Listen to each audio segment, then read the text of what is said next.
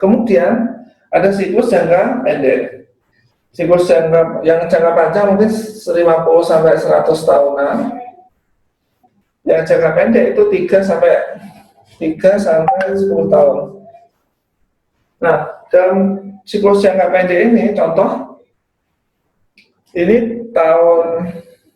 ini siklus jangka panjang. Ini jangka pendek. Nah, 3 sampai 10 tahun. Ini 2008, 2009 di bawah. Ini 2005. Ini 2015. Jadi teman-teman, kalau lihat dari siklus ekonomi Indonesia, ini ada contoh bagus, ada sekitar 7 tahun. Jadi tahun 2008 itu Indonesia kena imbasnya Great Recession, krisis ekonomi dunia. 2008 kita turun, kemudian naik. Maka ketika kenaikan siklus ini ditandai juga sama kenaikan properti, bisnis mudah, uang mudah kayak gitu. Nah, kemudian ini mencapai puncaknya di 2012. Kemudian turun. 2015 ada IHSG crash. IHSG itu bursa saham Indonesia crash. Harga properti juga turun. Sehingga ketika kita tahu siklusnya jangka pendek ini, terus kita contoh di 2010 kita masuk, kita beli tanah. Maka di 2012 kita kenaikannya bisa 2-3 kali. Tapi ketika kita beli tanahnya di 2012 atau 2013 di sini, maka ini malah turun. Ada teman saya namanya dokter juga dari UWK, itu beliau di 2012-2013 punya 22 properti. Jadi rumah dikontrakan, kos-kosan, apartemen kayak gitu. Kemudian di 2015 atau 2017 satu persatu dijual, dan jualnya rugi. Jual rugi. 22 properti. Kenapa seperti itu? Karena siklusnya sedang turun. Karena siklusnya turun, siklus ekonominya turun. Kemudian di 2015 mencapai bawah dasar. Kemudian naik lagi, puncaknya di 2018. 2018 ini turun, mungkin sampai 2020 atau 2021 akan turun. Nah, dari situ pasti naik lagi. Nah, jadi teman-teman harus melihat ini siklusnya. Ketika siklusnya, ini siklus naik, bisa kita kendarai, kita bisa ngikut siklusnya, sehingga bisnis kita bagus, investasi kita bagus. Kemudian ketika turun, jadi dan kita jual ketika di puncak sini, ketika turun nanti di dasar kita beli lagi, jual di puncak. Jadi seperti itu. Itu yang siklus jangka pendek. Terus kemudian dari siklus jangka pendek ini ada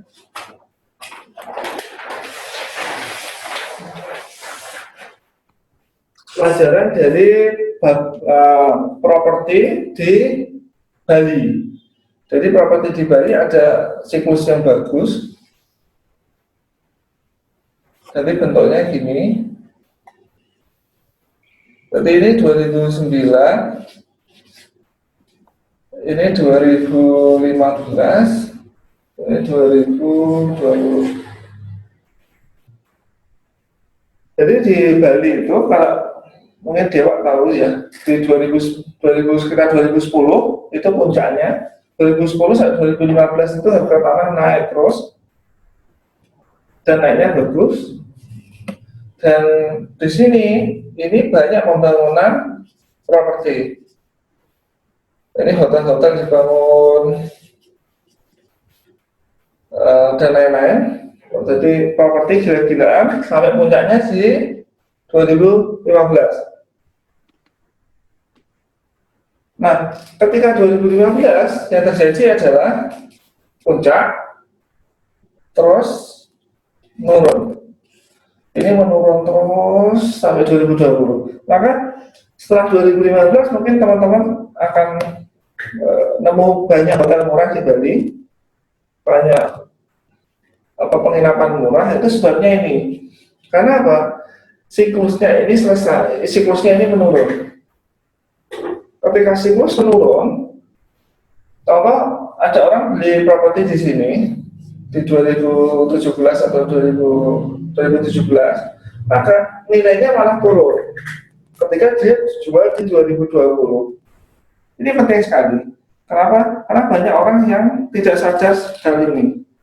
Jadi, properti harganya kan selalu naik. Tidak selalu. Properti tidak selalu naik. Properti itu seperti barang-barang mahal lain, itu selalu ada siklus. Siklus properti tergantung suku bunga.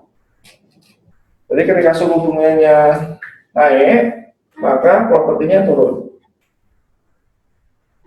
Ini yang terjadi ini dari 2009 dan 2015. Ini suku bunga turun.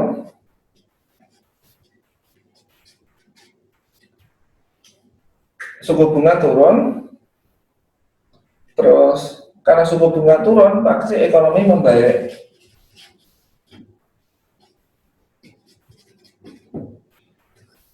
Jadi suku bunga turun, ekonomi membaik. Maka siklusnya akan naik sampai 2015. Kemudian semua bisnis, semua ekonomi pasti akan menemukan titik jenuh. Titik jenuhnya apa? Kalau di Bali, properti di Bali terlalu banyak hotel dibangun, penginapan dibangun, sehingga yang terjadi adalah terjadi kelebihan supply dari kelebihan supply hotel, terjadi kelebihan supply penginapan, maka akan turun. Nah, di 2015 puncak, kemudian turun terus sampai 2020 sekarang. Tapi ini yang penting, nanti penurunan ini nggak tahu sampai kapan akan naik lagi. Jadi ketika saat belinya malah ada di bawah. Jadi kita belajar dari siklus ekonomi itu kita belinya ketika ada di bawah. Ini tandanya apa? Tandanya ketika di bawah orang-orang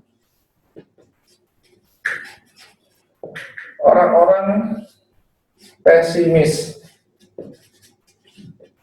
Nah ini penting. Orang-orang ketika hampir semuanya pesimis dengan ekonomi, investasi, maka saat itu adalah saat yang tepat untuk kita membeli. Contoh, tadi yang saham,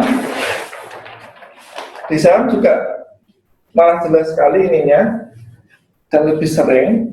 Nah, ketika di dasar pesimisme ini, kita malah harus masuk di reksadana saham, investasi saham. Kemudian ketika orang euforia, harga akan naik terus, maka kita akan, ini harus kita jual, ini kita beli. Bukan sebaliknya. Banyak orang yang awam dalam berinvestasi, itu malah ketika di puncak, dia ikut-ikutan. Karena teman-temannya sudah punya dan sudah untung. Temannya lihat, teman satu untung dari properti, teman satu lagi untung dari punya kos-kosan, teman satunya lagi untung juga. Maka dia mikirnya, kalau untung berarti saya akan untung, padahal sudah di puncak. Nah ini yang menyebabkan investasi kita gagal. Gitu. Mungkin ada pertanyaan mungkin? Oke. sudah ya tadi sampaikan terkait dengan siklus jangka pendek dan jangka panjang. Jadi secara prinsip tadi sudah disampaikan, tadi di akhir jadi kesimpulannya, kalau kita pada harga turun kita beli, kalau harga naik kita jual. Jangan sebaliknya, karena itu nanti justru harga tinggi itu adalah puncak euforia yang akan menuju ke siklus berikutnya, salah satunya ya siklus penurunan itu. Nah, jadi pertanyaan kuncinya itu seandainya kita nih tahu siklus ini turun, oh ini siklus turun kita beli semua. Terus oh ini siklus naik waktunya menjual semua. Take profit dari situ. Nah, seandainya saja kita tahu caranya seperti itu atau kita tahu siklusnya seperti itu kan tentunya mudah ya. Nggak usah kerja susah-susah tahu siklusnya. Nah, ini mungkin pertanyaan penting dari teman kita dari SEC ini. Oh, SEC itu Zada. Tahu lagi puncak atau lagi turun gimana? Nih keren. Jadi kalau tahu kan enak. Kalau tahu kan kita sudah tahu. Oh enak kita pas beli pas lagi rendah-rendahnya kita beli, pas lagi diskon-diskonnya kita beli. Gitu. Ya kan? Jadi yang tadi kita puncak itu kita harus jual itu saat orang optimis. Apalagi optimis berlebihan. Contoh, mungkin nanti teman-teman bisa lihat .com bubble, nanti bisa cari di Wikipedia atau Investopedia. Jadi ketika orang-orang optimis itu malah bahaya. Karena apa? Ini berarti mendekati atau sudah di puncak. Kalau orang-orang pesimis, ini malah menjanjikan. Kenapa begitu? Karena optimis itu membuat orang menjual. Contoh, tahun 98, apakah orang-orang optimis dengan ekonomi? Tentu saja enggak ya. Karena itu di tahun 98, IHSG itu turun tinggal sepertiganya. Gitu. Nah, ketika orang-orang optimis, ketika orang-orang pesimis, maka harga akan rendah. Dari siklusnya, maka siklusnya pasti di bawah. Ketika orang-orang pesimis, maka harganya murah. Pesimis ini bikin harga murah, optimis bikin harga mahal. Atau kita bikin lagi.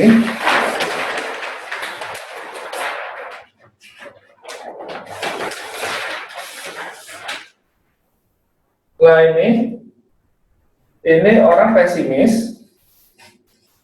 Pesimis itu bikin harga murah.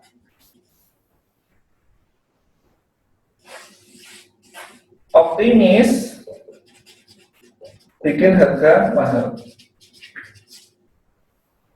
Jadi teman-teman, gimana cara mudahnya biar tanpa tahu kondisi ekonomi, tanpa baca-baca buku ekonomi tahu adalah melihat dari sisi psikologis orang-orang. Kalau orang-orang mayoritas optimis atau malah optimis berlebihan, berarti itu saatnya berarti sedang di puncak. Karena apa? Optimis itu membuat orang jual mahal. Kan harganya mau naik lagi, gak saya jual. Bisa dipahami ya. Nah, kemudian ketika harganya turun terus, apalagi bertahun-tahun, maka orang jadi pesimis. Nah, ketika orang-orang jadi pesimis, maka dia takut nanti besok harganya turun. Dia menjual. Nah, ketika orang-orang sangat pesimis ini, maka kita masuk. Kita belinya saat orang-orang pesimis, jualnya saat orang-orang optimis. Jadinya seperti itu. Jadi lihatnya dari sisi psikologinya. Oke.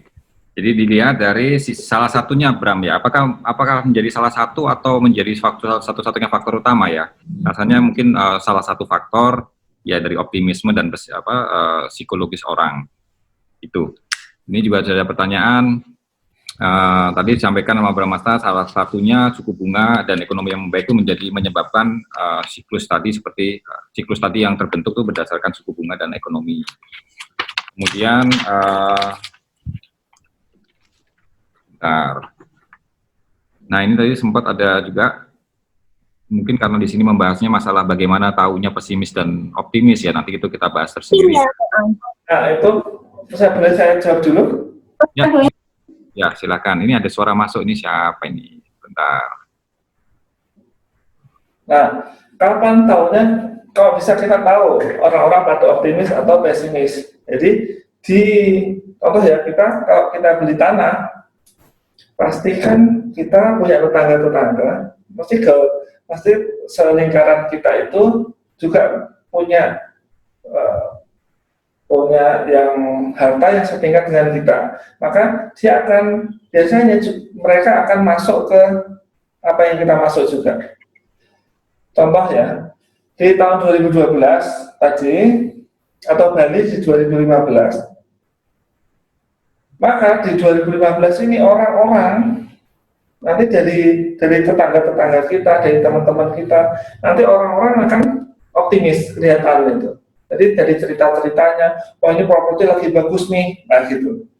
Kalau ada cerita-cerita gitu berarti properti sedang tidak mau bagus, jadi akan turun. Kalau banyak orang yang cerita tentang investasi yang hebat, investasi yang tidak akan turun, harga tanah selalu naik, berarti di saat itu adalah waktu yang paling tidak bagus untuk beli properti. Gitu. Nah, tapi ketika ada orang-orang yang obral propertinya kayak sekarang diskon 50%, tapi belum ada diskon 80% ya. Kayak sekarang mungkin ada beberapa yang sudah ditawari tanah diskon 50%. Nah, itu berarti sekaranglah saatnya kita beli. Gitu. Berarti sekarang lagi di bawah, di sekitar sini. Terus tadi ada teman tanya, loh kalau kita beli sekarang terus nanti ada resesi seperti apa? Jadi Warren Buffett itu jarang sekali bisa beli di bawah sini. Dari suatu siklus ya, ini ada siklus sininya. Warren Buffett itu biasanya belinya di sekitar sini. Jadi nggak beli di bawah.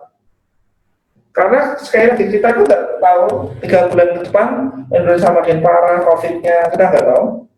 Walaupun sepertinya akan lebih parah. Terus apa efeknya ke ekonomi kita juga nggak tahu.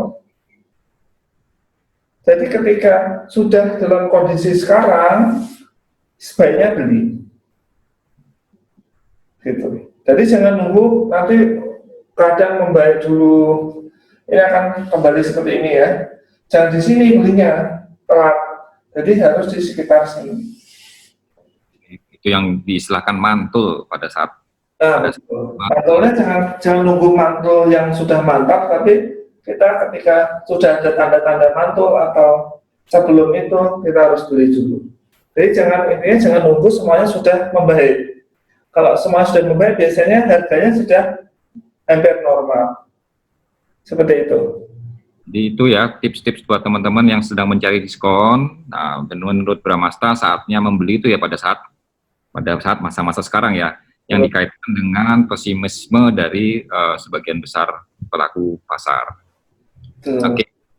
Terus saya coba lihat lagi kaitan sama pertanyaan. Nah ini dari Han. Apakah tinggi puncak dan rendahnya lembah siklus selalu sama dan berulang? Silakan. Jadi maksudnya ini kalau tinggi setinggi apa sih? Kalau rendah serendah apa sih? Nah kan karena kita juga tahu ada satu prinsip di mana katanya pola itu selalu berulang. Nah apakah benar seperti itu? Silakan. Nah, di investasi itu polanya selalu berulang. Jadi akan ada selalu siklus naik, kemudian turun, kemudian naik lagi, kemudian turun, kemudian naik lagi, kemudian turun. Tapi keparahan siklusnya per siklusnya itu berbeda. Contoh bubble 99 itu akan sangat berbeda dengan sekarang. Kalau dulu bubble 99 itu perusahaan-perusahaan yang bahkan pendapatannya cuma 2 juta dolar bisa 2 juta dolar itu bisa dijual sampai 5 miliar dolar. Itu bukan laba ya. Tahun 99 itu pendapatan Offset cuma 2 juta dolar bisa dijual, bisa IPO sampai ratusan miliar, sampai 3 sampai 5 miliar dolar. Jadi 1000 kali lipat dari offset. Kan itu nggak masuk akal. Nah kalau sekarang beda lagi. Sekarang masih tidak setinggi, bubble-nya tidak setinggi di 99. Jadi seperti itu. Akan selalu berulang, tapi keparahan setiap siklusnya berbeda-beda. Tergantung psikologi orang-orang saat itu. Ya. Begitu, Mas. Oke. Ini saya tambah apa, saya ini kan lagi, ini pertanyaan dari Sinta Dewi Switi ya. Ini pertanyaan yang umum ya. Umum tapi selalu ditanyakan. Apakah beli sekarang menjamin nggak akan turun lagi? Wah, semua juga mau nggak akan turun lagi. Maunya Jadi terakhir gini ya, Warren Buffett ya. Jadi Warren Buffett itu beli Coca-Cola itu tidak saat di dasar. Warren Buffett itu beli Coca-Cola tahun 87 sampai sekarang masih disimpan. Itu tidak di dasar, jadi beli 2 kali di sini dan di sini. Tapi mungkin ini kurang tepat ya. Jadi Warren Buffett beli Coca-Cola itu di sini dan di sini. Jadi tidak di dasar. Masih turun, di sini masih turun. Tapi nggak apa-apa. Yang penting apa? Yang penting itu kita gini. Contoh, ini harga 1 meter persegi tanah 10 juta di Surabaya ya, per meter persegi. Di puncaknya 10 juta per meter persegi. Nah, di dasarnya ini 3 juta meter persegi. Di dasar, di sini 3 juta, di puncak 10 juta. Nah, ketika sampai sini, contoh 4 juta. Ini dibeli nggak apa-apa. Nanti balik lagi di sini, ketika puncak lagi, ini kan nggak jadi 10 juta juga. Bisa 15 juta, 12 juta. gantung inflasinya juga ya. Betul, jadi kita nggak harus selalu mengejar angka di dasar jurangnya. Kita beli nggak harus di dasar jurangnya. Yang penting ketika kita beli itu sudah murah, sudah ada diskon yang cukup, gitu. Yang minimal 50% lah. Gitu Ya. sih. Oke, jadi itu sekaligus menjawab pertanyaan dari Ika ya terkait dengan jangka panjang apakah tetap menguntungkan. Jadi sekali lagi ini kita berbicara masalah timing ya, Bramasta ya. Timing pembelian itu sebaiknya kapan? Tadi sudah dijelaskan sekilas bahwa timingnya itu adalah pada saat harga sedang murah, bukan sebaliknya. Nah, memang jadi pertanyaannya adalah kapan sih, bagaimana sih kejelian kita menentukan timingnya itu seperti apa? Oke, silakan. Ada lagi pertanyaan kaitannya dengan ini, saya coba cek. Pertanyaan penting. Videonya di-share nggak? Oh, di-share. Nah, ini saya jawab pertanyaan dari Ika ya. Oke, silakan. Nah, jadi Ika itu pertanyaannya adalah dollar average. Dollar average itu cara investasi dengan menabung bulanan. Jadi ini bulan 1, 2, 3, 4 sampai 12. Nah, setiap bulan jumlahnya sama. Jumlahnya ini contohnya 0, 0, 0. Itu namanya dollar average. Dan ini itu bagus ya kalau kalau investasi kita jangka panjang, jangkanya bukan setahun, 2 tahun, tapi 10 tahun kayak gitu bagus. Kenapa gitu? Karena kita akan beli di murah, ketika mahal dan murah. Jadi bentuknya gini. Ini kita beli di setiap harga. Jadi nanti kita dapatnya di gini. Kita selalu naik, dan kita dapatnya di tengah-tengah. Jadi nggak terlalu murah juga nggak terlalu mahal. Jadi kita dapatnya di tengah.